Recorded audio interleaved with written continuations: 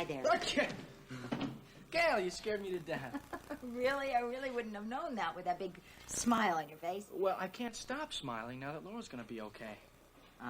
So your dad and I noticed last night. That really was wonderful news. Yeah. You know, I'll tell you something. It didn't really sink in until this morning. I was driving Laura to school, and then all of a sudden it hit me.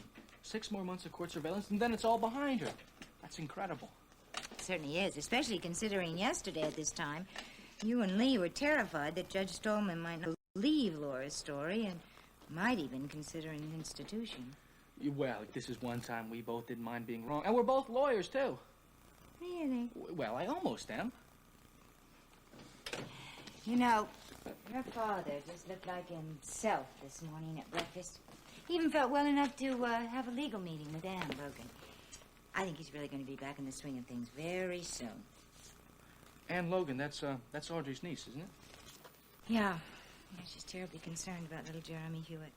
Apparently his only living relatives are an aunt and uncle in California, and they don't want the responsibility of taking care of him now. I was one of the lucky ones to be adopted by a guy like Lee who... He made me feel like I belong, just like a real son. You are his real son, Scotty. In every sense of the word.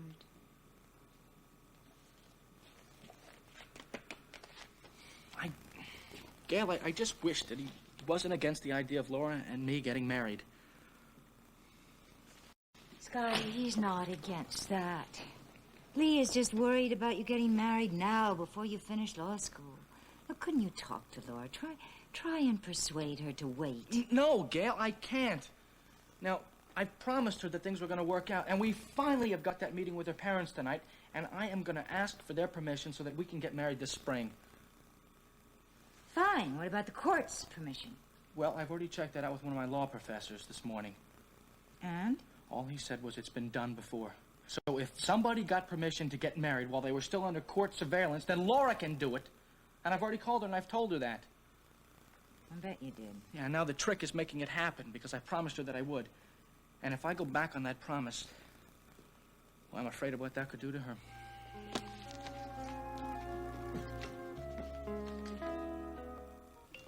Well, don't ever do that again, Luke. I hate to be hung up on. Yeah, well, I hate to be bored, so why don't you just cool it with all this stuff against Laura Weber? Yeah, well, you wouldn't be so bored if you'd been here a few minutes ago to see the way the high and mighty Dr. Leslie Weber treated me.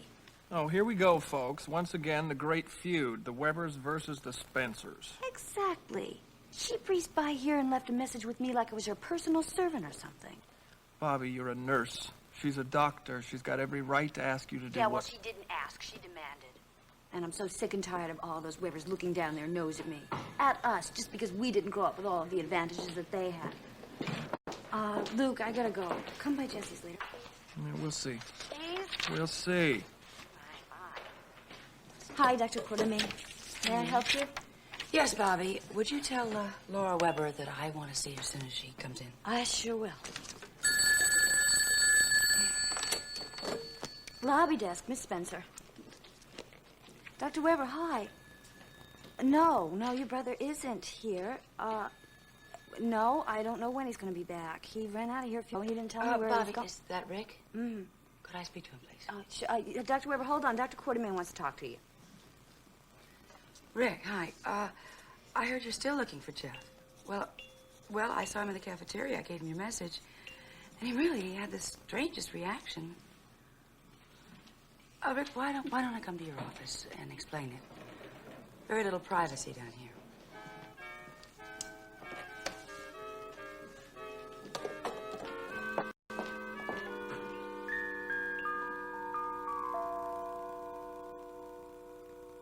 But, Lee, are you sure that you're strong enough to do that?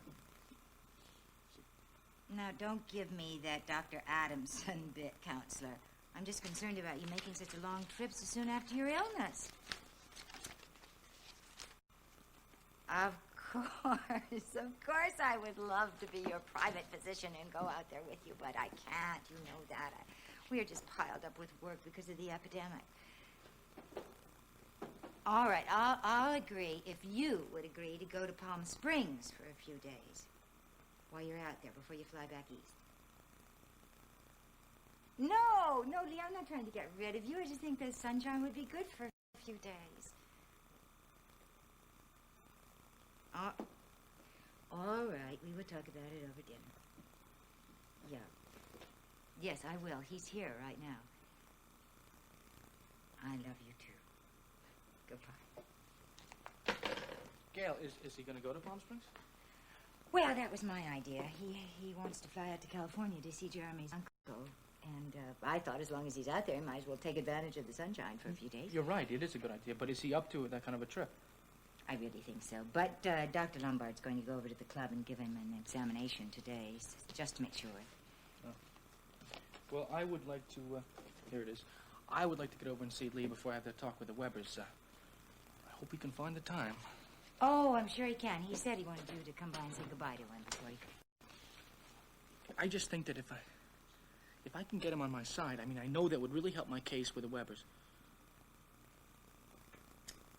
Scotty, you know, the last place in the world that I want to be is in the middle of an argument between you and your father, but... Well, if it wasn't for Laura trying to move the date ahead, wouldn't you consider waiting until you graduated from law school and got a job, as you originally planned? I don't know, Gail. Things happen sometimes, and it changes things. Like, what things happen, for instance? Laura is... Well, she's having some heavy problems right now, and I think, and she thinks, that she would be much better off if she was out of that house. Scotty, wanting to get out of a house is no reason to get married. All right, Gail, listen, I'm going to tell you the truth. Her parents are really having some serious problems, and the tension is really getting to her. Scotty, all married people have problems.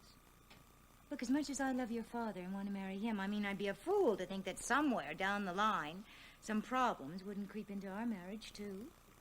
I know that. I hope Laura does. And I hope you both realize something else before you get married. That there isn't a problem on earth that you can't solve if you truly love each other. Gail, let me ask you something. Sure. Oh, you don't have to say yes to this if you don't want to answer it, okay? Okay. Okay, now, do you remember when the epidemic was over? I asked you what time Rick left the hospital, and you said as soon as the quarantine was lifted, which was before night. That's right. What time did Monica leave? Scotty, I'm going to take you up on that option and not answer that question. Look, I'll be down in the cafeteria, and then I'll be in the clinic if you need me for anything.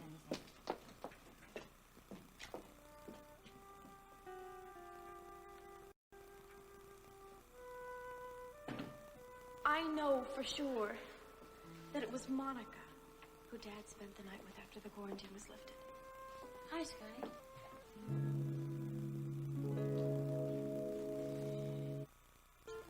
You looking so glum for? I thought you'd be shouting out the good news about Laura all morning. Well, it was really touch and go there for a while, Monica. Yes, I know. I really felt so sorry for her. All that evidence against her. I mean, she was really outnumbered. The bartender, the man who tried to pick her up. Told you about those two guys. Rick? Why? I just thought that the Webbers wanted to keep all the details a secret. Well, Rick knows how fond I am of Laura. And Scotty, we work together every day. We talk about a lot of things. Sure. Scotty, something wrong? Why? I don't know. I mean, all of a sudden I was getting the feeling that you feel kind of uncomfortable with me. Am I right? Monica, I'm busy. I'm really busy. Hey, I'm sorry. Look, I won't take up any more of your time. Look, if you're looking for Gail, she went down to the cafeteria. Okay, well, I'll catch up to her later. Oh, Scotty, I left a message for Laura to get in touch with me. I want to tell her personally just how thrilled I am with the way it's turned out. Yeah, well, she won't be until later on. She's having classes. She has her classes right now, and then she has an appointment with Dr. Kincaid over at Mercy. Are you going to pick her up? I'll tell her that you want to talk to her. Okay, good, good. I'd rather she got the message from you. You see, Bobby Spencer was on duty when I gave the original message, and I know how Laura feels about talking to her. Yeah, well, Bobby Spencer's not one of her favorite people right now. Yes, but the important thing is that you two survived in spite of what Bobby tried to do to break you up. Right.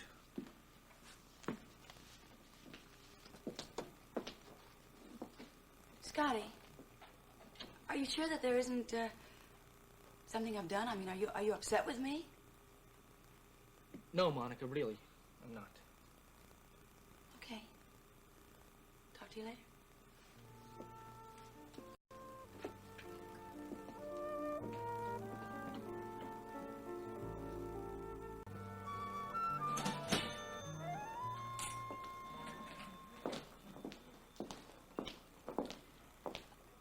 Can I ask you a question? Well, would you like to sit down first, or do you want to ask me standing up? I'll sit down. Have you ever thought that I was completely paranoid? Where did a question like that come from? Well, I just talked to Scotty, and I just got the feeling that he couldn't wait for me to leave. Well, I know that today is kind of preoccupied and apprehensive because he and Laura are going to see Rick and Leslie tonight and have that long-awaited meeting. Gail, I happen to be an expert in apprehensive behavior these days, and that wasn't it. Scotty was acting like I was an interested stranger. Paranoid, right? No, maybe not. Just before I left the office, Scotty asked me what time Rick left the hospital that night after the quarantine was lifted. Go on. Then he asked me what time you left the hospital. Oh, why would he ask something like that? I'm really not sure.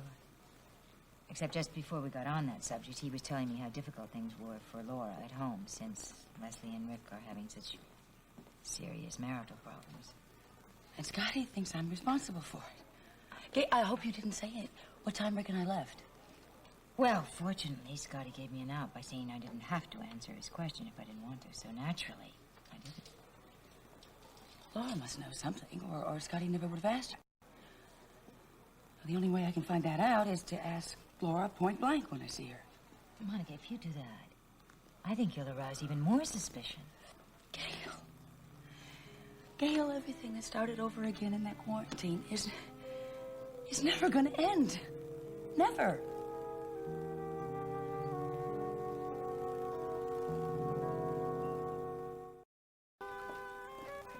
Monica, you got a minute? Sure. Are you feeling any better? Yeah, a little. Listen, I think I owe you an apology for blowing up at you earlier. No harm done. Yeah, well, maybe not, but I just wanted you to know that my bad mood had nothing to do with you. I'd just gotten some pretty shocking news. Just wanted to get out of here. I'm sorry. Listen, I understand. I mean, if anyone knows what tension can do to the human psyche. But did you get in touch with Rick? No, I haven't had a chance yet. I've been in surgery all day. Oh, I don't know when, but I will. Please do. I know he's really concerned about you, Jeff. Yeah, I'm sure he is.